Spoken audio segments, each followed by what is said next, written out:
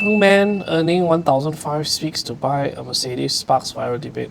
So I used to live in Australia, and one of the distinct differences I see when I now live in Malaysia versus in Australia is that I find that Malaysians love their cars.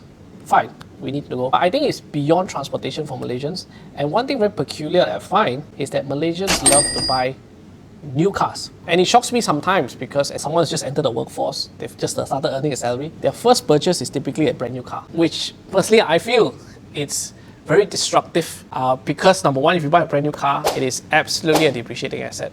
So the last thing you want to do is spend on a depreciating asset when you're just starting out in life, where you should be focused on building your wealth because you have a long time frame, you got a lot of human capital left to actually invest in something, or even do something as simple as saving, right? You know, if you're earning 1,500 and you're looking to buy a Mercedes, I'm assuming new, I don't know, you know, that's probably a very bad financial decision, in my opinion. You know, in my work, right, I've seen a lot of people do this, right?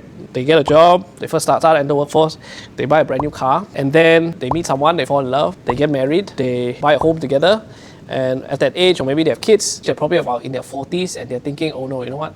I've got 20 more years to my retirement, and I've not saved enough. You know, I've spent too much on my wedding. I spent too much on buying my own house. Not saving enough of buying my first car, which depreciated to maybe 80% of its value, right? I always thought, you know, what if we did things slightly differently? Say you first started your job, you're still doing the sequence, but the sequence changes slightly. Start your life in your workforce early. You're not earning as much. What you should do is either you save that money, invest it over the long term. Don't buy your own home. You can buy investment property, but don't buy your own home to live in it, because that's also a liability to you. Instead, rent for as long as you can. Don't spend too much on your wedding. By then, hopefully your investments would have matured at least 10 to 12 years from there. Then perhaps buy your own home, you know, start your own family. Now, if you have done that sequence slightly differently, you're going to get a lot less financial stress, in my opinion, but you still achieve the same thing.